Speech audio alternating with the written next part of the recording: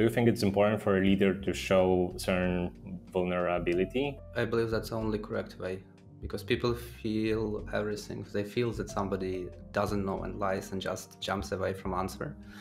You can't fake it. I will be completely honest, I've never used a CRM before joining this company, but I think this is what I also was looking for, right? So I think this is the only way to sort of push yourself to grow and to learn things, to be exposed to almost like an extreme in this case. My teams were always a little bit different than the rest of the organization. So because of what I said, I really value how not only the great work that everyone is doing, but also how we do this work and how we spend our time.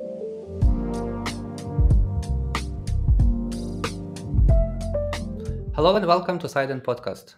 I'm your host, Yuri, CEO and co-founder of Siden Digital Product Design Agency, and we have a great guest today with us. Our guest is Michal Kolasa, Senior Design Director at Chili Pepper. Chili Pepper is one of the leading lead routing software that is changing the world how the sales operations are made. His experience is super rich. He started his design career almost 20 years ago from graphic designer, then had different leadership roles in different companies, one of the biggest European marketplaces, All Elite Group.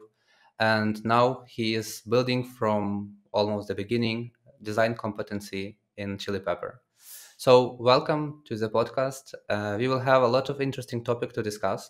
We will discuss how we hire designers in 2024, what are the challenges for our profession, and how do we make sure that we balance disruptive features and optimizing metrics of the existing product. Thanks for joining our podcast. It's a great pleasure to meet you in person. You have a very rich history of design career, from graphic design to working in agency, in huge OLX group, then in Chili Pepper. I think you have a lot of stuff to share. So welcome. Thank you, Yuri.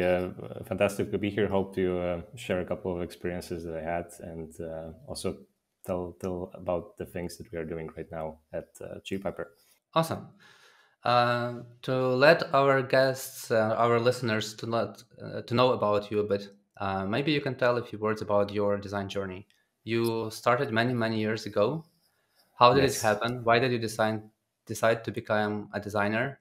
And did you ever wanted to change this decision? Yes. So jumping straight to the conclusion, I think it was an excellent choice to go into the field, so to say. Obviously, it has evolved throughout all of these years that I've been at it, starting from when design was mainly oriented about just designing beautiful things, and this being very embedded in the marketing context of things more than anything. I spoke to someone about this recently, and I actually thought about the Photoshop version that I started with, and it was around version number 6. So it was literally ages ago.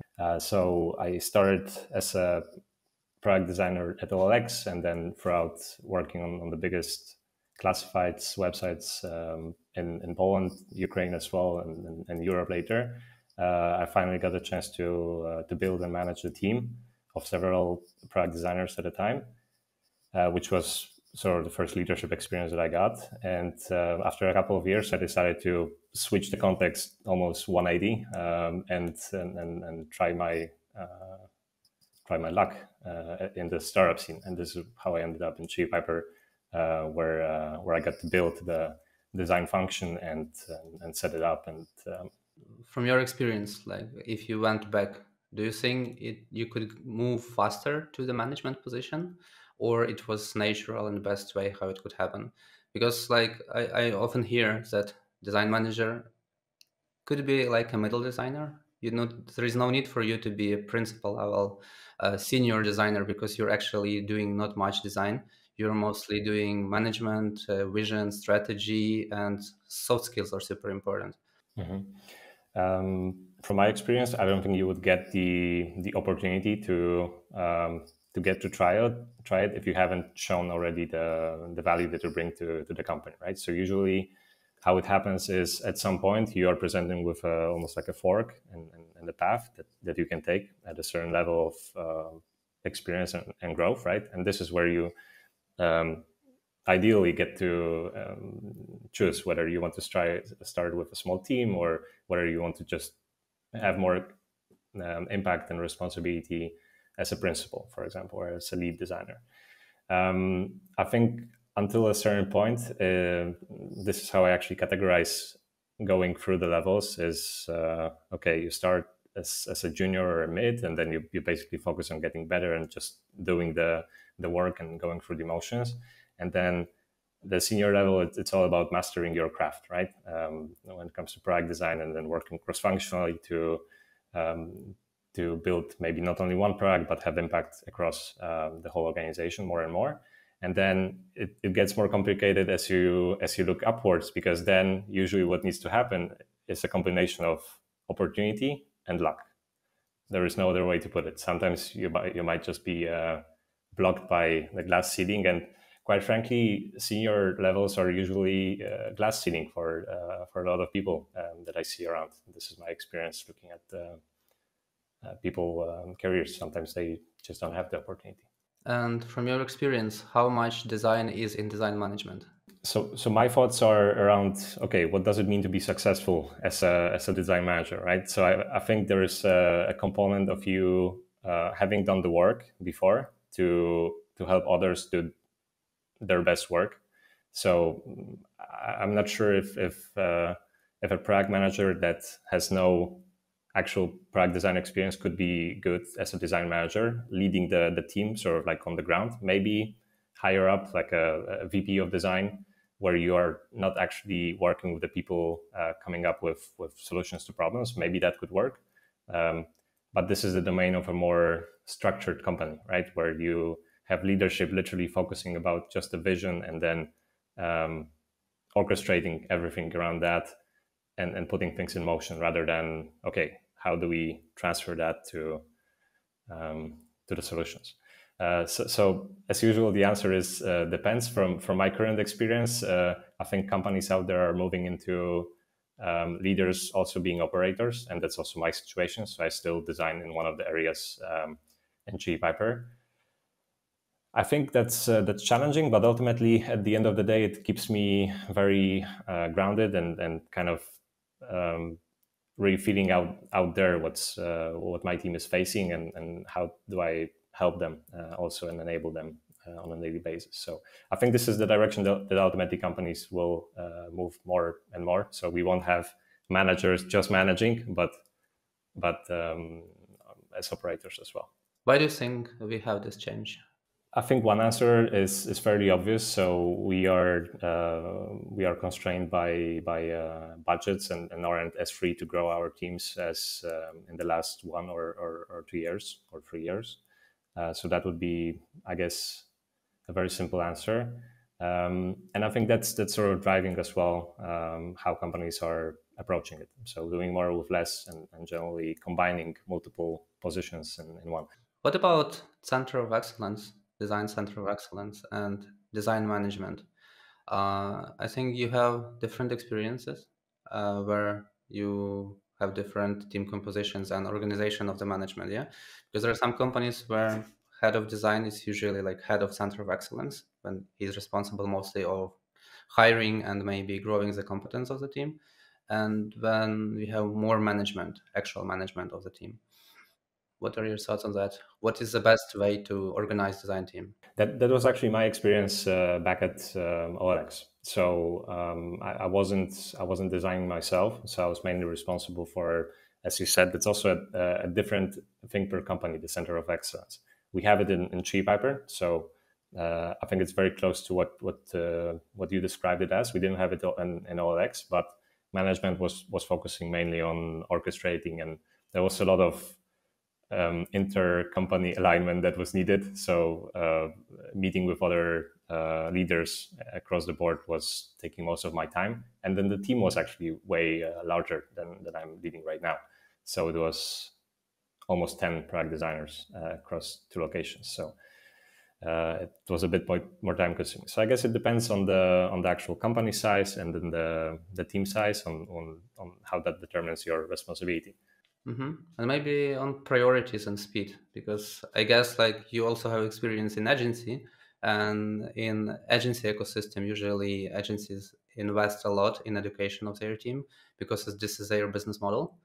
And if you're working on product, you have no time to spend so much time teaching people. You already want to hire somebody who can do work because there is huge competition, and there is no time that people will spend months to learn something. That's why perhaps in a product environment, it's more about design management, not about center of excellence. What do you think? That's super interesting, Yuri, because I would say it's actually the opposite from my From your experience. experience, it's opposite. Yeah. Hmm. So in the agency setting, you don't have the luxury of sort of like learning on the job, right? So the client hires you for a very specific goal that they need you to deliver. So they almost expect you to have a certain skill set that you are bringing to the table, and they don't really want to do the same things that they would be doing for product designers on board. And that's also my experience. Like when I worked with designers that were not in house, but more like a team extension, I didn't want to focus on their development goals and making sure that they do the best work, right? It almost feels like you are committing to pay a little bit higher cost for a shorter period of time, but you are expecting certain way of working. So in my experience, it's actually the opposite. So you tend to invest more in the development of your people when they are in-house, and you sort of have a growth path ahead of them. Meanwhile, for agency, it's a bit different. Now, I can share our experience. So we have budgets for every teammate. They can report hours for education that we pay for. They can order different courses, certifications, and other stuff. And we invite teachers from like top roles in different companies who can share their experience. We have different workshops where people can learn there, because I don't think that now you can be strong designer without continuous learning. You need to learn all the time, and we motivate people a lot to spend time on education. When I started Sidon, I hoped that people will work for 5-6 hours and still have 2 hours a day to learn new stuff, to try something. In reality, after a few years, people tend to work more and more, and it's much harder to expect that people will spend enough time for education. Now I'm super happy if it's 5 hours a week that people self-report that they spend time on education. And yeah, and that's a challenge because everything is moving so fast. Like it's impossible to not learn anything over the year. Tools are changing, processes are improving, industries are changing. So, do you have any secrets, maybe recommendations to other teams? How would you motivate people to still learn, not to stay on the same position? Because it's very easy to become outdated. Mm-hmm. Um, do you remember the story of Google at some point literally requiring their employees to spend, I think that was 20% of their time on sort of like pet projects and generally just playing around? Um, I think right now they are moving away from it, but this is essentially the core of how most of the products actually came to be, right? So you've had, I think Gmail was part of it, Google Maps. This was sort of like a side project of one of the engineering teams. So I think there is definitely merit on leaving people space to just think, experiment a little bit, even if it means just doing things visually for fun to polish their craft, or experimenting with, I don't know, micro interactions that enhance what they are putting together, or for example, investing in a course that's at face value might not be even related to what they are doing on a daily basis, but ultimately will help them. I don't know, business strategy or anything that is more on the soft skills side, right? We don't have a structured way of doing that currently at G Piper. So what I hope is that people are conscious about this, and I'm also pushing them when I see certain focus areas that they can look into. And obviously, together we can work on how to improve that and how to make that happen.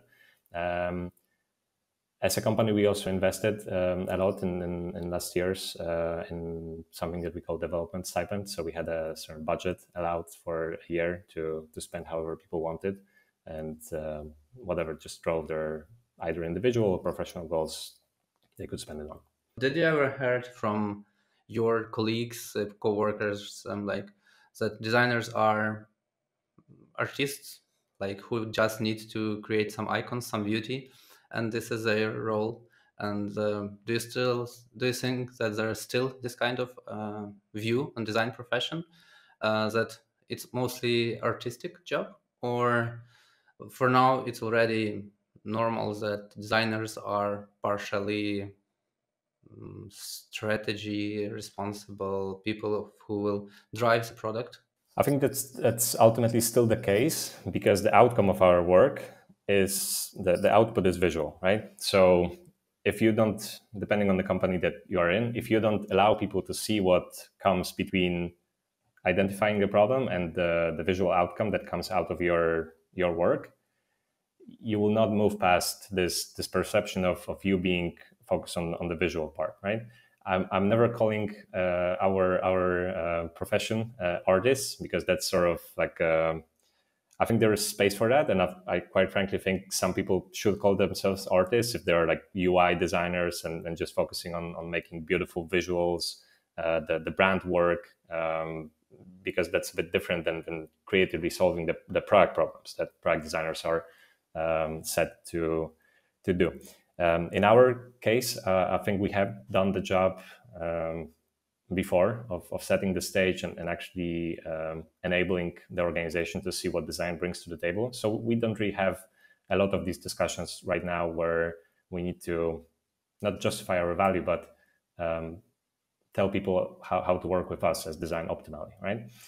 But I think it's definitely still out there. So it's on all of us when we get to a certain job or place to still ensure that everyone understands what our work actually entails, how we want to work, and then it's going to be way easier for you to be successful in the company. From your experience, what's the difference managing smaller and bigger teams, or like working in smaller and bigger teams? Is there a huge difference? How did your job changed a lot? I think so, and I also want to give credit to all of the designers that I have in my team right now at Chili Pepper, because from my experience, the scope of work that we are responsible for right now, it's way bigger than what I experienced before or what I know from other companies. So the current setup where one designer is basically looking after one product, making up the platform, it's actually a lot to take in, and then being able to connect all of these systems between various teams, it's also a huge challenge. So I guess what I'm saying is not all of the product designers out there would be successful in a company like Chili Pepper. But coming to your initial question, yeah, of course it depends. So in bigger companies, your work might be not necessarily oriented on just providing the outcomes and solutions to problems, but actually on all of the sort of area around it, right? So how do you align with others? How do you communicate? How do you convince others that your idea might be the one that the company should invest in or build, right? So it all depends on the size. The more layers that you have to go through to get your idea through, I think this is impacting what your job is as a product designer, depending on the company. When you started building design function, perhaps there were some challenges. It wasn't ready, and it's cool because why do they need you if everything is working perfectly? It's very interesting to build new processes, new team to grow that.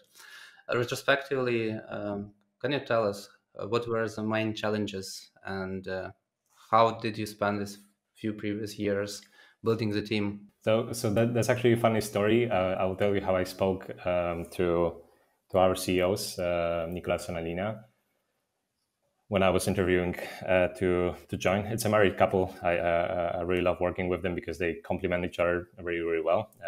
They have completely different strong sides that they're bringing to the table. And I was talking to them and I asked them, hey, so what is design to you? Like, is it important to you in the company? Like, how did you start it? And they tell me the story. Michal, it's extremely important to us. A couple months ago, we went to Dribble. We sorted all of the designers by the amount of followers and likes, and we messaged, I don't know, top 3 of them. And we are working right now with one of these top profiles to drive changes in the product. And I'm like, okay, that might not be the approach that I would take, but there is definitely something that was in them to have them think about this consciously, right? Whether this was the right decision to make or not, it doesn't matter. But it gave me the confidence that they want to invest in building the function. So And they wanted the best. yes, they wanted the best. And when I joined, it was already, I think, 2 designers at a time. I immediately understood that they were very strong. One of them is still with us right now. Super quick thinkers, great on the craft UI side of things. But they were working in a very sort of isolated way or using different ways of working in general. So my role was to essentially set up the processes on, okay, so how is design actually working with the product development team in general, right? Is there a part of the process that we should invest in more? How do we communicate with stakeholders? So almost building this center of excellence at the start. How do we hire? What do we look for? What are the career paths? So essentially starting the design function from scratch, while also working as a designer myself, because that was the plan from the start. Did you have any metrics you wanted to follow, measure? How would you decide that it was a success for you? Like, did they ask you, okay, we have a goal in 1 year, we want your expertise to be on this level, or our product to be showing this kind of results? At the time, it was about creating something that is scalable, so we can build our products fast. So that meant investing a lot into our design system library, exploring the new vision that we can take our platform to, which ended up being something that we will be building and releasing to market right now, 2024. So that was a long journey. And then enabling the team to grow. So again, creating performance frameworks and essentially assessing people matching to that, and with that growing the team later, because that was the phase of a rapid growth. The type of software you're designing in Chili Piper is a bit different that you worked before, yeah? So it's revenue operations, lead routing. How long did it take you to fully understand the industry, the product? Because it's perhaps easier for an individual contributor. He has always somebody to ask, and expectations are not so high if he doesn't understand everything. But if you are a leader for your team, everybody expects mostly from the first day that you understand everything and you tell people what to do. What was your story and how much time did you spend to fully onboard yourself? Different people have different takes. Do you think it's important for a leader to show certain vulnerability or like being out there in the open if they don't know things? I believe that's the only correct way, because people feel everything. They feel that somebody doesn't know and lies and just jumps away from answer. You can't Right. fake it. Maybe not once, but like if you do it a few times, people will feel that you're a fake leader. And that's also the approach that I took when I joined Chili Piper. So I will be completely honest. I've never used a CRM before joining this company. Quite frankly, I knew that there were some out there, but not necessarily knowing the inside and out of how they work. And the sales and marketing processes that the company was sort of working around was also something that was new to me, and that I had to really quickly onboard to and understand. So the space, as you said, completely different from working at OLX Group. But I think this is what I also was looking for, right? So I think this is the only way to sort of push yourself to grow and to learn things, to be exposed to almost like an extreme in this case, and doing something in a completely different space. So I think when I joined, I had a fairly easy time building the sort of structure in the team and generally setting up those processes, because that's something that I was prepared for really, really well from my previous role. But the challenge was definitely understanding the space and the problems that our users and customers are having. I hear you saying that you're doing a lot of changes in your product, bigger design, launching new features, new products, maybe now. Yeah. So, how much time do you spend on improvements, like 5% improvement in something? And how much time do you spend in more disruptive things, like that will change a lot in your product? And how do you balance that? Is it something you discuss with top management? And this is something you discuss with a team? Our product organization is generally is still fairly small, right? So we have a very direct way of working with CEOs. So, for example, Nicolas, he's very involved with the daily work and actually building the products, making the core decisions and how we solve those problems. Um, so I would say right now it almost feels like we are investing 100% into what's next. So we made a big decision in the beginning or in the end of 2022 where we'll invest a lot in rewriting our platform and essentially building the more modern base for us growing in the future. So on the design side, this gave us an opportunity into okay, so if we have this chance to set the new vision into what our platform will be, let's do that, right? So we spent most of 2023 essentially working on new versions of our existing products, but also coming up with new ideas that we can go to market with and make our revenue platform more complete. And that's our goal for 2024, with a couple of exciting launches ahead. Interesting. Michal, how many people do you have in your team? No. So that's still relatively small size team. I'm leading product design with three product designers, one UX researcher, and then one brand visual designer. So we are also looking at the sort of top of the funnel and customer acquisition paths. So you have enough time to talk with everybody. I do. I do. That's also something that I really value in my management style. So creating those personal connections. Would you say it's more like a family or more like a team? Um, I would still like to think of us as a team, and I think the core um, philosophy that we have within the company is that we treat everyone as a high performing team.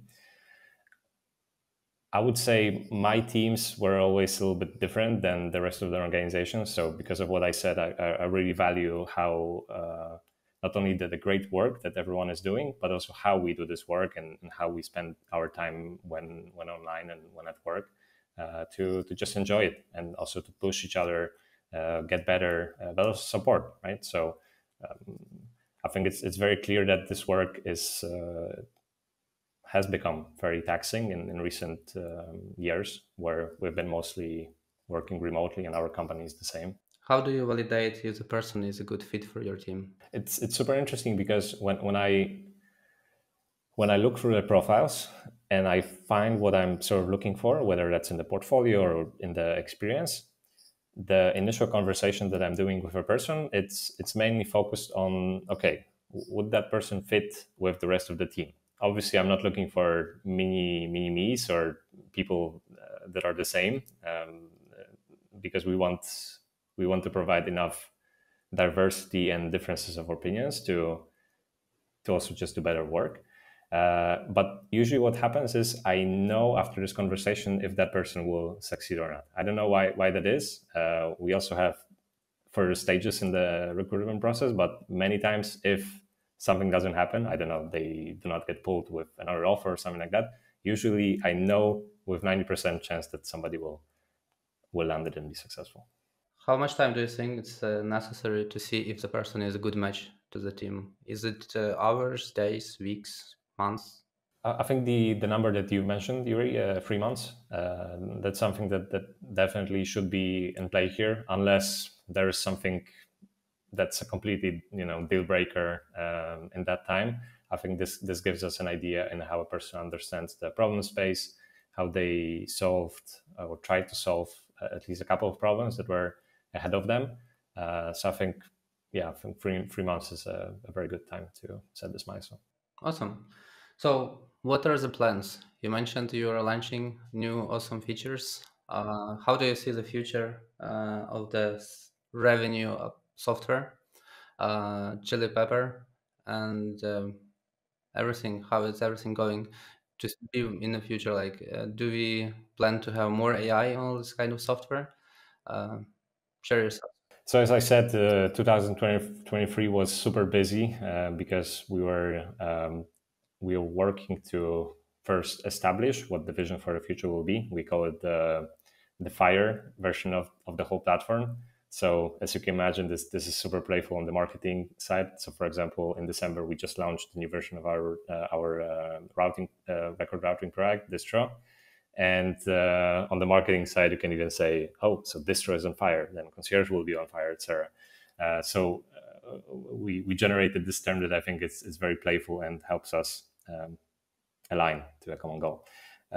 So this is what's going to happen in 2024. We'll have a platform with new versions of all of our products that the sales and marketing teams will be able to sort of optimize their daily processes, and we aim to be like one-stop shop for most of the needs that they can have. And I also think that's the direction that our category or space in general is going for. So B2B companies have this ambition of becoming a platform and having multiple ways to capture the either the new business or the existing teams and upselling them on new versions of the products. So the consolidation is something that we see across the board. And that's also something that we feel we should go for. We are a leader in one of the product specific categories right now with Concierge. So we want to build around that and enhance everything else that can work around the funnel. The industry is super dynamic. Everything is changing so fast. You mentioned you have researchers in your team, at least one. How do you do research now when everything is changing every week? In competitive products, every month there are new big features. They are releasing new roadmaps. Is it the game when it's impossible to be the first all the time? After you launch a new feature in a month, all other products will launch that. What is the solution for that? I don't know what's the solution for that, but it's definitely something that I feel. And as a designer, it's sometimes a little bit disheartening, right? So you're working on something and you have a really great idea, but then somebody beats you to market with it. It doesn't mean that the battle is lost because there's so many different components that can come into a process of buying software, especially in B2B. Even the consolidation part is something that is important for us and for our customers too. I think ultimately, it's about building products that are just great to use and that solve a meaningful problem. And then I believe that this will drive the business outcomes and growing various metrics. So I think as you said, it's moving incredibly fast. The AI components is definitely something that we also consider. And my take on that is that will be an expected thing that our customers are used to because they are using different products in different categories and they expect something also with us. Do you think about your company still as a startup that have to move as fast as startup, or it's already established enterprise that have a lot of risks when changing too fast because people are used to some interface patterns, some approaches, and changing too fast can be not good for business. As differently for startups, they can afford to change everything during the night because there are not a lot of users and it's much cheaper to make mistakes. I definitely think we still operate like a startup or think like a startup. So all of the principles about moving fast and generally the pace of work and making decisions and making almost like bold big strides when it comes to, I don't know, releasing a complete new product and building it from 0 to 1. That's something that is still very much day to day for us. At the same time, we do have an established business right now with our customer base. So we definitely need to be conscious of how do we manage that and how, for example, a migration process will look like. I know that there are some companies where you first do a lot of documentation. You think about what do you want to improve, how do you going to measure improvement, and then you run experiments like did we change how did we move the needle? Yeah, and in some companies they are growing so fast that it's not super important. They check metrics once a month or something like that, and just move as fast as possible. In your case, when you hire a team, how important for you is for people to be this kind of product mindset when they run hypotheses, test ideas, or you mostly focus on an understanding and knowledge of UX patterns, a ability to create delightful experiences, and that's most important for designer. And then metrics is something that product managers should handle. For us right now, it's on one extreme because we are not iterating a lot on the products that are Yeah, but if or you are like already year live. ago, 2 years ago, like did it change? For Chili Piper, I don't know. We were always about making bold decisions and almost like going with something super ambitious and moving really really fast. So I think it hasn't changed. I think it's bound to change because of the evolution that we need to make as a company. So think about enabling your product to be more self-serve, building the almost like a PLG, product-led growth engine that will drive at least part of the customer acquisition. That's something that's still ahead of us. And if that's in place, then ultimately you need to think about the matrix and the metrics that you are constantly trying to improve on. For us right now, I think what you said about the hypothesis-driven design, I think that's ultimately something that needs to happen regardless of the approach that you have as a company, right? So it will help you to argument your decisions better, even if you're working in isolation and not on a product that's live. What are your thoughts on the future of designer's job? Are you also alluding to AI coming into the picture? Lots of people are telling me now that they expect designers to be more like design strategists, product managers, people with business understanding, that it's not just about crafting beautiful experiences because everything is already invented. There's not much you can research or design. Tools make it very fast to iterate and design new stuff, and it will be faster and faster because of AI. But there is more and more value in uh, crafting design strategy, vision, research, talking with stakeholders, these parts that are more connected with design product management than just designing yourself. So some people think that you will spend more time talking and discussing and thinking about some ideas, hypotheses, than designing the craft because designing will be faster and faster. In my opinion, I think, and maybe that's wishful thinking, but I would love the profession to still focus on creating things and creating solutions that solve meaningful problems. I think the complexity can come from either the company reality that you're in. That sometimes you just need to put more work into the process. I think AI coming into the picture will I don't think it's gonna substitute our jobs in itself. I think it will help us to do them either quicker or better. So some parts of the design process on the tool level will be supported, or some of the thinking processes that normally would take you sophisticated methods of to ideate about things. Right now, you will be able to just ask the AI model to generate ideas for you, and that can already be a starting point for you, and you can take inspiration from it, right? So I think it will be more on the challenge of or learning how to work with new technology rather than this being a challenge to our profession. Yeah, I agree that it would be more important to know more than just tools because, like years ago, you had to learn Photoshop, how to cut all the graphics from the Photoshop or Illustrator. It wasn't something easy. Now every product manager can download kits from Figma and start crafting designs, and everybody thinks that now he can design himself. And for designers to be relevant, they need to bring more value than just crafting new design kits, or and especially if the product is mature and you have a design system ready, you need to provide more value. That's interesting. After COVID, we had rise for like 4 times more researchers were needed on the market than any other design specialist. That was the message that we will need to do more research. Now we have more like stagnation, and there are still more researchers needed than previously before this rise, but not as much. But I think research will be still a big part of work of designers, and design strategy also will be a big part of our work.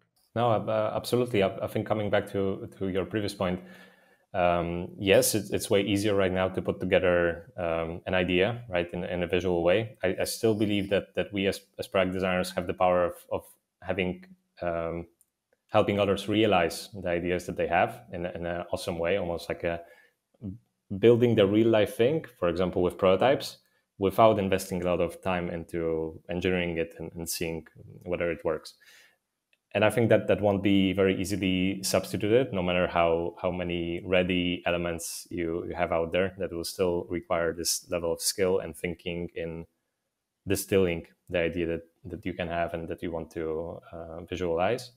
And that's also something that I really push in my teams. So that the prototyping is something that we leverage very heavily in our design process. Literally every single problem that we are trying to solve ends up in a prototype. That's clickable.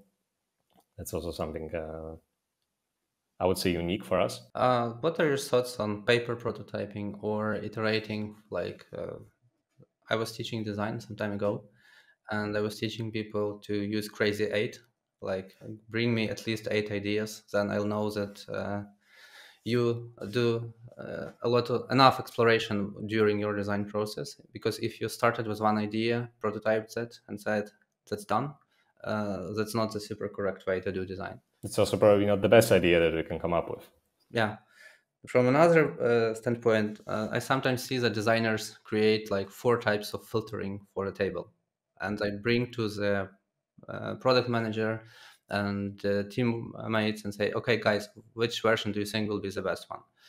And it also means that perhaps they're lacking expertise, because they should know which way will be working better based on the use cases and type of the persona, and what's actually needed from this table, what kind of use case they'll have. Because it's not like just let's guess, let's brute force all the options we have and decide what's the best one.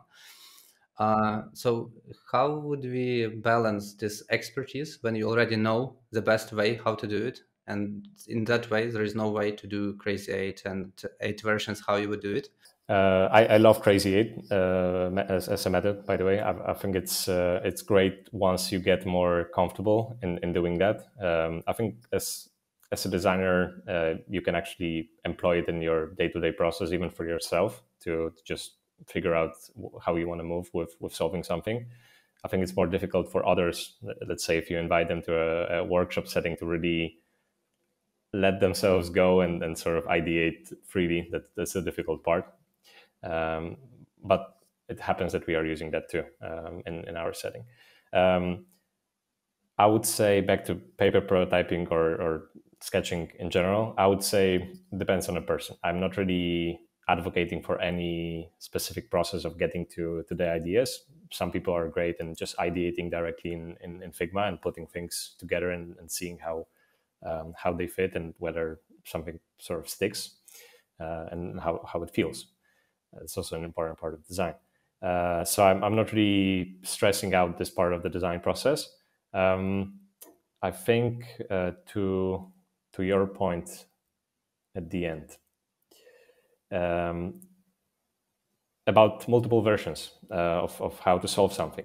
Sometimes, if the problem is simple and it's outlined really well, there is a way of solving it right away. But for example, I'm really encouraging everyone on my teams and also at LLX and Chili Piper to really explore multiple versions of solving the problem, because I think that this is something that really is a core of problem solving as a skill, to explore how something can be solved from different angles. And then a situation that you quoted, obviously this should be something that the designer, when looking at those versions, should be able to make a decision on their own. But sometimes they can be equally good in how to solve a problem. And this is where you bring it to the team. And the skill is about being able to argument, okay, how is this version different from this version, but still solving the same problem, right? And then when you engage the broader team, you're also involving them in making a decision, and then also enabling them to see how you think about putting together the ideas. Yes, yes, yes. Um, there is always a risk. So what I see that lots of designers are not learning enough about UX patterns and about different cases of research, about like different testing of different interfaces and why one pattern worked better than another. And for them, the best way to solve design problems is just to see what other people did and try to use the same approach, or just brute force. Like, I will provide 5 versions from different products, how they do it, and please help me to select what will works the best, because it's much easier and faster than trying to read a book on filtering patterns, for example, and then knowing which filtering pattern will work better for your use case. Yeah, that's a very good point in how you're also leveling up your skills and ability, right? So at a certain point, you just need to go through enough of explorations or ideas in various contexts to build this muscle and this memory of having a lot of go-to solutions to different problems, right? So at a certain point, you will have a bunch of different ideas in your head that are tried and tested ways of building something that you're coming back to over and over again, right? And this is almost like the core of what you're doing, right? And then when you enhance it with contextually pulling for inspiration from either different products or from research materials or books out there, this will help you nail those edge cases and the situations where you're stuck, right? But otherwise, I really believe in the practice and going through different problems and upskilling yourself this way too. That's what's interesting about our profession and about our industry. Yeah. So there is no one single way to do to work on problems. It's not enough just to read books. It's not enough just to test, and it's not enough just to use Crazy Eight. You need to use all the instruments and know what instruments to use at which stage of your process to build the best experience for your product.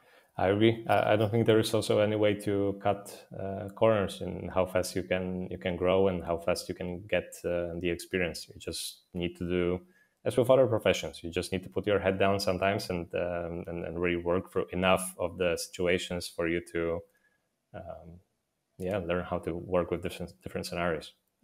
Awesome. Thank you, Michal, for a very interesting conversation. It was fantastic catching up and comparing our philosophies. Hope I enabled others with a couple of different ideas, and that was awesome. Thank you. That was very interesting. Thank you for being here. Thank you so much. It's a beautiful industry for everyone to be in. So good luck to all designers out there, and thank you for a great conversation, Yuri. Thanks. Thank you for spending your time with us. Please subscribe because we have a lot of interesting interviews coming up with top design leaders and product management leaders, people who are driving products in 2024. See you next time soon. Thank you for joining.